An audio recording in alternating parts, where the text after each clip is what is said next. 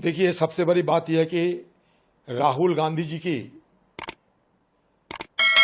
जो अडिग प्रयास, अथक प्रयास, राहुल गांधी जी के अथक प्रयास की निष्कर्ष यह है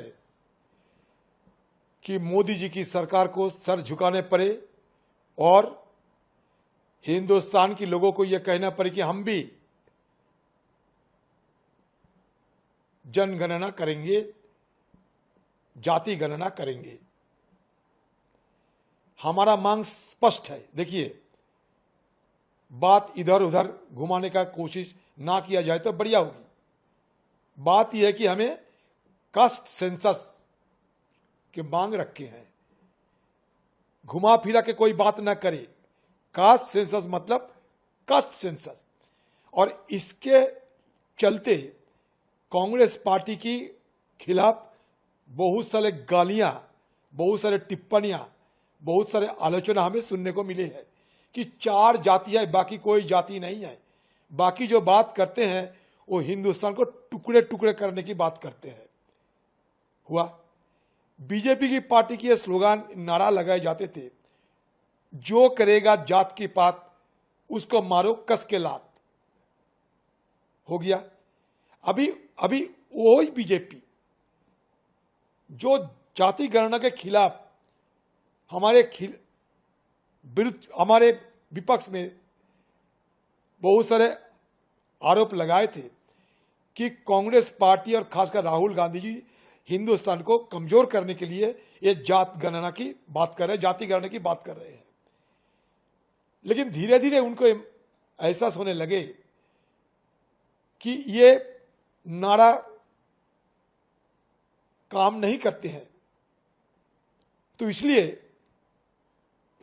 उनको ये लगे कि चुनाव आने के पहले, खासकर बिहार में चुनाव आ रहे हैं और ये चुनाव लड़ने के पहले ही हमें जाति गणना की ऐलान किया जाए, क्योंकि ये जाति गणना की सारे श्रेय हमारे जेब में हम ले सके।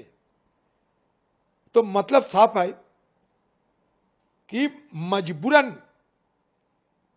मजबूरन बीजेपी पार्टी को राहुल गांधी जी के अथक प्रयास के चलते, जब सारे हिंदुस्तान में पोल खोलने के इंतजाम कर दिए थे राहुल गांधी, उससे बचने के लिए और बिहार चुनाव और उसके साथ साथ सारे देश में जो मांग उठ रहे हैं जाति गणना की, उसके समर्थन में उनको आने पड़े, वो भी मजबूरन। ये स्पष्ट है। दूसरी बात यह है कि देश जानते हैं कि लाल कृष्ण आडवाणी जी की रथ यात्रा के पीछे इतिहास क्या थे, और वो रथ यात्रा की जब सोमनाथ मंदिर से शुरुआत हुई थी, आगाज हुई थी, तो उनको किसने वो रथ यात्रा की अगुवाई की थी, नेतृत्व दिए थे किसने, कौन सा से वो नेता थे गुजरात की, आप खुद पता कर लो। और रथ यात्रा की जरूरत क्यों पड़े? कमंडल को हिंदुस्तान में स्थापित करने के लिए। उसके पीछे राज क्या है? मंडल को रुकने के लिए और मंडल को कमजोर करने के लिए कमंडल को हथियार बनाया गया था। मंडल मतलब ओबीसी की हित के लिए जो वीपी सिंह सरकार ने सोचे थे, तो बीजेपी को यह भनक लग गए थे कि यह मंडल की घोड़े पे सवार होकर बीजेपी को चुनाव में नस्तनाबूद होने की संभावना है, तो तुरंत उन्होंने कमंडल को पकड़ लिया और कमंडल को पकड़ते हुए तुरंत रथ यात्रा की प्रबंधन कर ली और शुरू हुई लाल कृष्ण आडवाणी के नेतृत्व में हिंदुस्तान में राम रथ यात्रा। मंडल को टक्कर देने के लिए कमंडल आ गए हमारे सियासत में, ये सारे देशवासी को पता है। तो किसने कितने कौन सा पार्टी कौन सा लोगों को, कौन सा वर्गों को पैरोवी करते हैं, ये सबको जानकारी है। बीजेपी पार्टी को इसलिए कहे जाते थे कि ये बनिया लोगों की पार्टी है, इसीलिए कहे जाते थे कि बीजेपी मतलब बनिया पार्टी। क्यों? उनको हर वक्त बनिया के पक्ष में वो लोग पैरोवी करते थे।